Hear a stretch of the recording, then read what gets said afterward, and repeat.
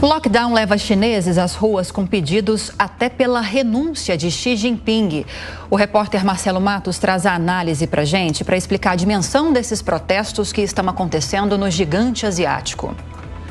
China amplia repressão aos atos contra a Covid-0. As manifestações cresceram após o incêndio que matou 10 pessoas num prédio em Uranqui, oeste do país, porque supostamente os moradores não conseguiram escapar devido às restrições para impedir o avanço do coronavírus, algo que é descartado pelas autoridades locais.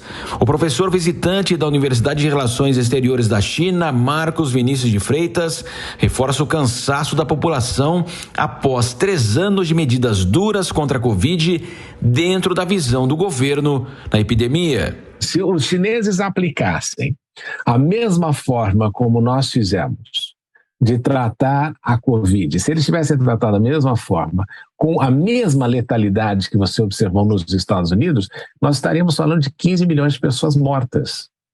Não é? Como é que você vai justificar um sistema político que é responsável ou irresponsável e levar uma quantidade enorme de mortes como essa?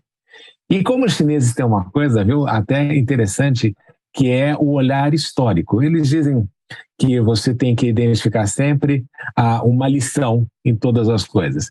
E qual é a lição que a gente aprendeu na Covid? É que governos que se equivocaram na forma de tratar a Covid não resistiram a uma eleição. Os protestos ocorreram em várias cidades pelo fim dos lockdowns e até pedido de renúncia ao presidente chinês Xi Jinping. A base da continuidade do Partido Comunista no poder é justamente o bem-estar social. Se você passa a ter problemas de questionamento, pessoas pedindo a renúncia do Xi Jinping, a renúncia e o fim do Partido Comunista, você começa a alterar toda essa equação. Então, é por essa razão que preocupa. E quando você lista essas manifestações, você vê que existe um crescendo e que o partido precisa aí prestar atenção naquilo que vai fazer. Eles já começaram a flexibilizar algumas coisas, viu? Antigamente, se houvesse um caso, por exemplo, na empresa de alguém tivesse Covid, aí a empresa toda parava. Agora não, na atividade comercial, eles já estão permitindo que você retire a pessoa dali e continue administrando, claro que com testes ou coisa parecida. Está se retirando a necessidade do teste obrigatório diário, que era uma coisa que estava acontecendo em determinados locais. Está se modificando a questão de controle de bairros inteiros e de lockdown, justamente em razão da existência de alguns casos. E também está se reduzindo até mesmo a questão da quarentena, que era muito longa, né? Se nós lembrarmos no início, você ficava quase 28 dias de quarentena quando retornava para a China. Hoje em dia isso aí não está passando mais de 10 dias e a tendência é diminuir.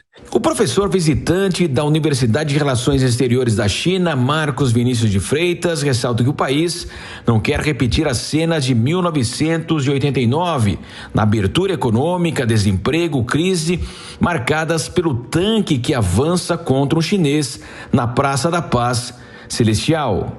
Considerando que o objetivo do Partido Comunista da China é manter-se no poder e reter o poder, e não fazer isso de uma forma violenta como foi feita no passado, porque eles têm o histórico da Revolução Cultural, e uma das coisas importantes até, né, com essa mudança do presidente Xi Jinping, muitos dos protestos, alguns falaram até que não queriam uma nova revolução cultural. Então você vê que algumas coisas estão enraizadas no consciente coletivo chinês que eles não querem ver repetidos. E obviamente também que você não pode ter aqui os grandes problemas que você enfrentou no passado, até porque hoje em dia também na China existe mídia social, também existe vídeo, existe também outras formas de você alcançar aí uma audiência não só local, mas global. Então, o próprio partido entende isso, que os desafios de hoje em dia não são aqueles desafios da década de 50, de 40, que eles podiam fazer algumas coisas que hoje em dia não são mais viáveis. Então, eu acredito que eles vão controlando, eles vão fazer aí um processo de flexibilização, não é? E vão tocar duas coisas importantes. Vão fazer com que a economia chinesa cresça, porque isso é que é essencial para criar empregos, para manter a inflação baixa e gerar aquela ideia do contentamento coletivo em razão de uma economia pujante. Os atos também ocorrem defronte das embaixadas chinesas como Londres, Paris e Tóquio e em universidades nos Estados Unidos e na Europa. Já na capital Pequim e a mais populosa e centro financeiro do país, Xangai, o forte esquema policial busca evitar que novas manifestações aconteçam.